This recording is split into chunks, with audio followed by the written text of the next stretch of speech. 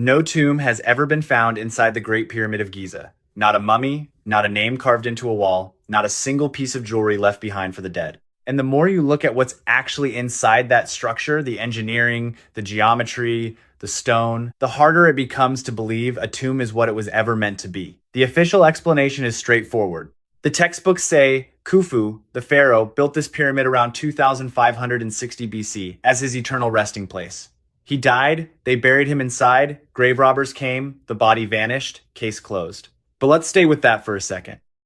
Because the grave robbers took everything answer is the answer you get when the data stops cooperating. And with the Great Pyramid, the data stopped cooperating a long time ago. If you've ever felt like there was something the official story wasn't telling you about this building, you were right to feel that way. And if you stay with us through this one, we're going to go through the details piece by piece. Not guesses, not science fiction. The actual numbers, the actual measurements, the actual anomalies that mainstream academia still has no clean answer for. This channel covers exactly this kind of thing.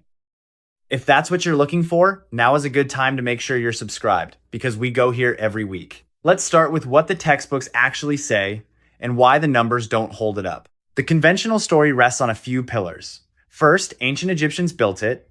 Second, they built it as a tomb for Khufu. Third, any missing evidence, no body, no inscriptions, no grave goods, is explained away by looting. That's the whole framework. And if you accept those three assumptions, everything else gets filed under "we just don't know yet." But here's the first problem. Every other royal tomb in ancient Egypt is covered in text. Hieroglyphics on every surface, paintings, spells from the Book of the Dead. The pharaoh's name, his titles, his lineage, his journey into the afterlife. Every single one. Even the smaller, less significant tombs. But the Great Pyramid? Nothing. Not one hieroglyph. Not one cartouche. Not one painted wall. The interior of the most ambitious structure ever built by any civilization in human history is completely, utterly blank. Egyptologists explain this by noting that the practice of decorating burial chambers with hieroglyphic texts began several centuries after the Giza pyramids were constructed. That's a real point. It's worth taking seriously. But it's also worth asking, does that fully explain the silence? Because what we're looking at isn't just an absence of decoration, it's an absence of everything. No name, no objects, no ritual deposits, nothing that says a king was here. Now, let's talk about the sarcophagus. Because this is where the story starts to get genuinely strange. Inside the king's chamber, the main upper room, deep inside the pyramid, there is one object. A single granite box, carved from red granite. No lid, no body, no inscription. Just the box, sitting there, in a room made entirely of stone. The granite coffer measures roughly 7.5 feet long, 3 feet wide, and 3.5 feet high. Its walls are about 6 inches thick. Estimates put its weight somewhere between 2.5 and nearly 4 tons, depending on the measurement source. It is made from a single block of granite. And here's the thing, it is too large to have been brought into the chamber after the pyramid was completed. The passage leading into the king's chamber is narrow, steep. It angles upward at 26 degrees for over 129 feet, and then it narrows further. That box simply cannot be maneuvered through those corridors. It doesn't fit. The geometry doesn't allow it. What this tells us, and Egyptologists actually agree on this point, is that the sarcophagus was placed inside the chamber before the roof was built. The pyramid was then constructed around it. Let that sink in for a moment. The builders committed to placing that box in that exact location before the structure above it existed. They built millions of tons of stone around a granite box that they had already decided would never move again. That is an extraordinary level of intentionality for an object with no name carved on it and no body ever found inside it. And here's where it gets uncomfortable. When that chamber was first forced open in the early Middle Ages, the granite box was already open. Already empty, already broken, the lid was missing, the mummy was nowhere to be found. Arab historian al-Makrizi described what early explorers found when they first forced their way inside. In 820 AD, the sarcophagus was already open, and Khufu's mummy was nowhere to be seen. So the tomb was robbed. That's the official answer. But think about the practical reality of that. You're a grave robber in ancient Egypt. You've somehow located this sealed structure, the most heavily built object in the ancient world. You've managed to get inside the tight, dark, angled passages. You've hauled a king's body out through those same narrow passages. You've removed every artifact, every piece of gold, every scrap of grave goods, and then left behind the granite box, which, at nearly 4 tons, you couldn't move. What kind of grave robber steals everything except the one thing they absolutely couldn't carry? The answer is one who never found anything in the first place, or one who found something entirely different from what the textbooks expect. But that's not all. Let's talk about the engineering. Because the tomb explanation requires us to believe that this building, the most precisely engineered structure in the ancient world, was designed purely to house a dead body. Egyptologist Flinders Petrie spent 2 winters between 1880 and 1882 taking precise measurements of the Great Pyramid. His findings, published in 1883 inches, what became the gold standard reference on the subject, documented something that modern engineers still struggle to explain. Many of the casing stones and inner chamber blocks of the Great Pyramid fit together with joints, on average only half a millimeter wide. Half a millimeter. That is tighter than the tolerance of most modern machined parts. And these are blocks of granite, some weighing up to 80 tons, quarried from Aswan more than 560 miles to the south, and fitted together with that precision across an entire structure the size of a small city block. The base of the Great Pyramid, and this is a number worth stopping on, deviates from a perfect level by less than 2 centimeters across its entire 7.56-foot length. That's across 230 meters of bedrock leveled foundation, built without laser levels, without GPS, without modern surveying instruments. The deviation is smaller than the error margin on most modern construction projects.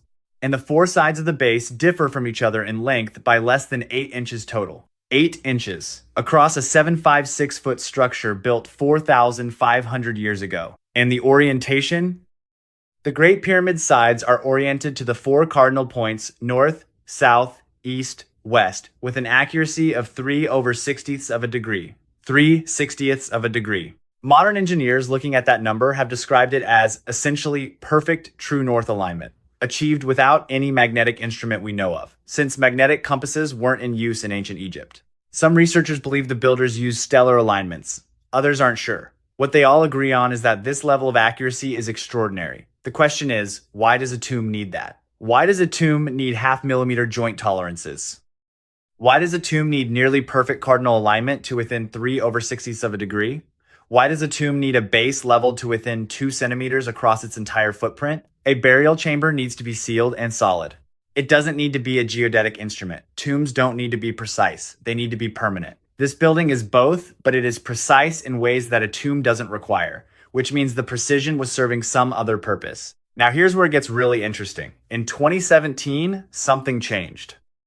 A team of physicists from Nagoya University, Japan's High Energy Accelerator Research Organization known as KEK, and France's Commissariat à l'Énergie Atomique confirmed the existence of a large hidden void inside the Great Pyramid using muon radiography. Muons are subatomic particles produced when cosmic rays hit the upper atmosphere. They pass through solid material at a predictable rate. So by measuring where more particles pass through than solid stones should allow, you can map the interior of a structure without touching it. 3 separate detection technologies, 3 independent research teams, all confirm the same thing. A large void, sealed for roughly 4,500 years, sits above the Grand Gallery, the long, steep internal corridor in a location that was previously unknown. The void, named the Scan Pyramid's Big Void, has a cross-section comparable to the Grand Gallery itself. Its purpose is still completely unknown. When researchers inserted an endoscope into a small crack leading toward it, the images showed nothing. No artifacts, no footprints, no evidence of any human activity. Whatever this space was for, it was not a chamber that anyone has entered or used in the conventional sense. Coincidence? Possibly. But a coincidence that sits directly above the main internal corridor of a structure we've been studying for centuries, undetected until we started firing cosmic ray particles through it. That's a coincidence that deserves a harder look. The King's Chamber itself has produced a different kind of anomaly, and this one has been sitting in the data for decades without a clean explanation. The chamber is built entirely of pink granite. The ceiling is composed of 9 massive granite beams. Above those beams are 5 additional spaces known as relieving chambers, designed to distribute the weight of the stone above and protect the room below. The room itself was designed to handle extraordinary compressive load, and it does. In 4,000 years, only one small crack has developed in the ceiling slabs near the south wall. One crack. In 4,000 years. That's not a tomb. That's a machine room. That's the kind of structural engineering you do when you expect something inside that space to generate force. And here's where some researchers, not fringe bloggers, but acoustical engineers working with real instruments, have raised a question that nobody has fully answered. Acoustical engineer John Reed conducted studies inside the king's chamber and documented that the chamber has a measurable resonant frequency.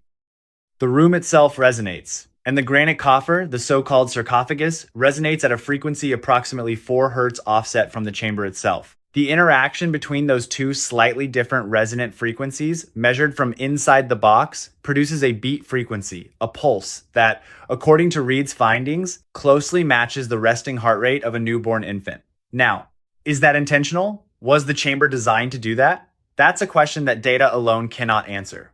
But what we can say is this: granite was specifically chosen for a reason. Granite contains quartz crystals. Quartz is piezoelectric. It generates an electrical charge when mechanically compressed or vibrated. Limestone doesn't do that. Alabaster doesn't do that. The builders of the king's chamber could have used many materials. They chose granite. And they moved that granite from 560 miles away to do it. Coincidence? Possibly. But coincidence, stacked on top of coincidence, stacked on top of a chamber whose acoustic properties weren't documented until thousands of years after it was built, that starts to look less like coincidence and more like design. Let's also spend a moment on what's below, because the pyramid has 3 chambers, and this is something that doesn't come up often enough. Below the king's chamber, accessed via a different route, is the queen's chamber, which, despite its name, Egyptologists don't actually think was ever for a queen. Below that, carved directly into the bedrock, 89 feet under the pyramid's base, is what's called the subterranean chamber. It's the oldest of the 3. And it's unfinished. An unfinished room 89 feet underground, accessible only through a descending passage in a building that supposedly had a singular, focused purpose. The plan changed, the textbooks say. Khufu started with a subterranean burial chamber, then changed to the queen's chamber, then changed again to the king's chamber. 3 different plans for one tomb. 3 chambers, each one abandoned or rescoped, in the largest and most carefully engineered building in the ancient world. Or, and this is just the question, the data raises the 3 chambers served 3 different functions in a structure that was never primarily a tomb at all. Now lay the data points side by side. 1. No mummy, no grave goods, no inscriptions. Not a single item consistent with a royal burial of that era. 2. A sarcophagus too large to fit through the passages, placed before the pyramid was built around it. Undecorated, without a lid, without a name. 3. Engineering tolerances joint widths of 0.5 millimeter, base leveling to within 2 centimeters, cardinal alignment to 3/60 of a degree that far exceed anything required for a burial structure, and that remain difficult to replicate today. 4. A newly confirmed hidden void above the Grand Gallery, sealed for 4,500 years, purpose unknown, showing no evidence of use. 5. A king's chamber built from granite, chosen specifically for its piezoelectric and acoustic properties, with measurable resonant frequencies that interact in ways not fully understood. 6. 3 separate internal chambers, 3 apparently abandoned or modified construction plans, in a structure supposedly built for one clear purpose. 1 anomaly is a mystery, 2 anomalies are interesting. 6 anomalies, stacked on top of each other, in the same building, all pointing away from the same explanation that starts to look like the explanation was wrong. The official version says, it's a tomb. The evidence was destroyed. Move on. But the data says something else.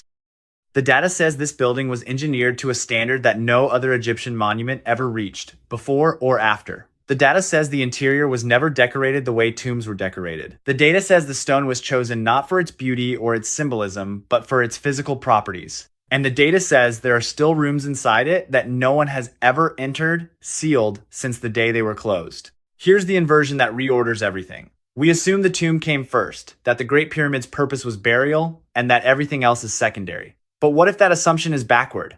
What if the tomb was the cover story, the publicly understood function of a structure that actually served a purpose its builders either couldn't explain or didn't want to? What if Khufu didn't build a tomb and surround it with extraordinary engineering?